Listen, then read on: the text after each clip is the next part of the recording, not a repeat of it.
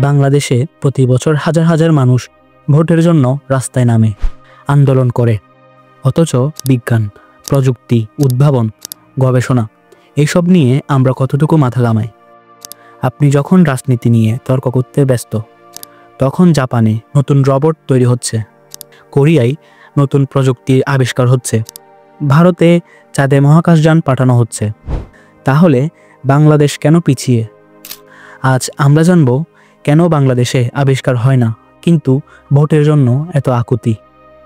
বাংলাদেশে গত 10 বছরে কয়টি উল্লেখযোগ্য প্রযুক্তি আবিষ্কার হয়েছে? আমাদের দেশে কয়জন বিজ্ঞানী বা উদ্ভাবক আন্তর্জাতিক স্বীকৃতি পেয়েছে? বিশ্বের উন্নত দেশগুলো যখন নতুন নতুন প্রযুক্তি উদ্ভাবন করে, আমরা তখন কি করছি? কি অবস্থা দেখেছেন?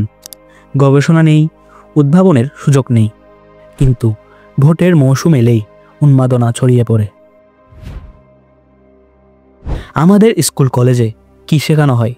মুখস্থ পড়া, পরীক্ষায় ভালো নম্বর, তারপর চাকরি। আমাদের বিশ্ববিদ্যালয়গুলোতে গবেষণার জন্য বাজেট কত? বিদেশে ছাত্ররা স্কুল থেকেই রোবট বানানো শেখে। আমাদের দেশে পরীক্ষার নকল বন্ধ করাই বড় চ্যালেঞ্জ। এইভাবে কি দেশ এগোবে? আমাদের দেশে বিজ্ঞানী হওয়াকে কেউ কি গুরুত্ব দেয়? সবাই বলে ডাক্তার, ইঞ্জিনিয়ার হতে হবে। ব্যবসা করতে গেলেও সবাই দেখে লাভ কত, গবেষণা করলে লাভ নেই, তাই কেউ করে না। এইভাবে কি নতুন কিছু সৃষ্টি হবে?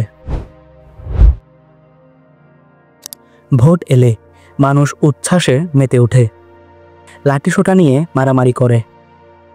সংবাদপত্রের প্রথম পাতা জুড়ে থাকে রাজনৈতিক ইস্যু, কিন্তু কখনো কি দেখেছেন বিজ্ঞানী বা উদ্ভাবকদের নিয়ে শিরোনাম? বিজ্ঞানী হওয়ার জন্য এত আগ্রহ থাকলে বাংলাদেশও হয়তো নোবেল পুরস্কার পেত।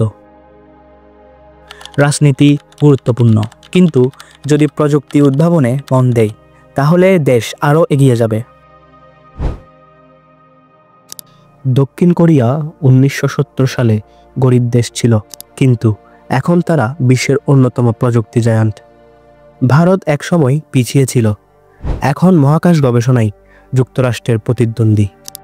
জাপান দ্বিতীয় বিশ্বযুদ্ধে ধ্বংস হয়ে গিয়েছিল, কিন্তু তারা উন্নত প্রযুক্তির মাধ্যমে ঘুরে দাঁড়িয়েছে। তাহলে বাংলাদেশ কেন পারবে না?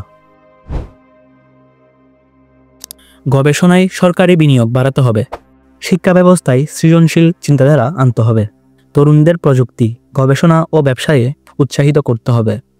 রাজনীতি নয়, প্রযুক্তিতে আগ্রহ বাড়াতে হবে। ভোট গুরুত্বপূর্ণ, কিন্তু যদি আমরা বিজ্ঞান, প্রযুক্তি ও উদ্ভাবনে মনোযোগ না দিই, তাহলে বাংলাদেশ কিভাবে এগোবে? আজ যদি আমরা উদ্ভাবনে গুরুত্ব দিই, তাহলে হয়তো 20 বছর পর বাংলাদেশ বিশ্বকে চমকে দেবে। আপনার মতামত কি? কমেন্টে জানান।